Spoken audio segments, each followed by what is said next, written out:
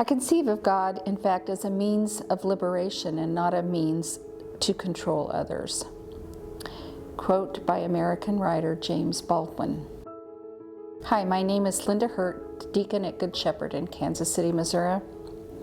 James Baldwin, born in Harlem, New York in 1924, was an acclaimed American writer, playwright, and social critic whose works explored themes of race, identity, sexuality, and humanity. He was the eldest of 9 children.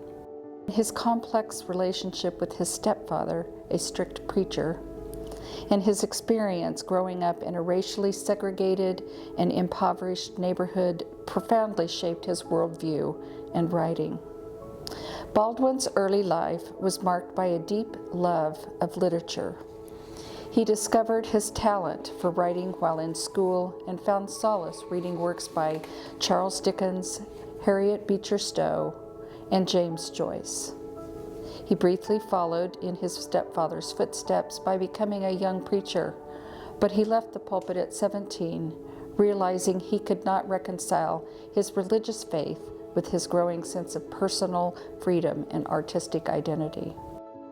Facing the pervasive racism of the mid-20th century America, Baldwin moved to Paris in 1948 at the age of 24, seeking creative and personal freedom. This decision proved pivotal, as living abroad allowed him to reflect on the intersection of race and identity with clarity and distance. While in Paris, Baldwin completed his first novel, Go Tell It on the Mountain, in 1953. It was a semi-autobiographical exploration of a young man's religious and personal struggles. The novel established Baldwin as a literary force. Baldwin's essays, collected in works like Notes of a Native Son and The Fire Next Time, cemented his reputation as a powerful voice in the civil rights movement. In these essays, Baldwin eloquently analyzed America's racial divide, exposing the psychological and societal effects of white supremacy.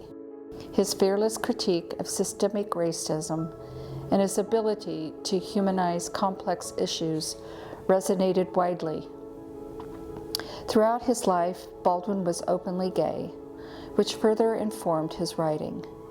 Works like Giovanni's Room, 1956, and Another Country, 1962, challenged conventional norms by addressing themes of sexuality and the intersections of race and love.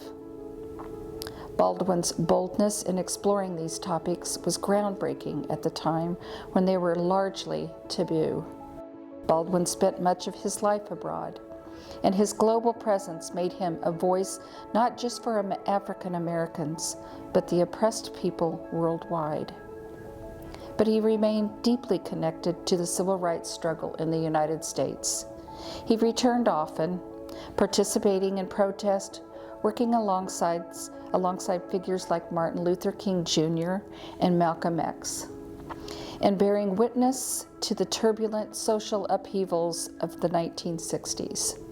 His later works, such as No Name in the Street and The Evidence of Things Not Seen, reflected his growing disillusionment with America's slow progress toward racial justice. James Baldwin died in 1987 in Saint-Paul-de-Vence, France, leaving behind a legacy of literary brilliance and uncompromising activism. His work continues to inspire discussions about race, identity, and justice, remaining as relevant today as it was during his lifetime.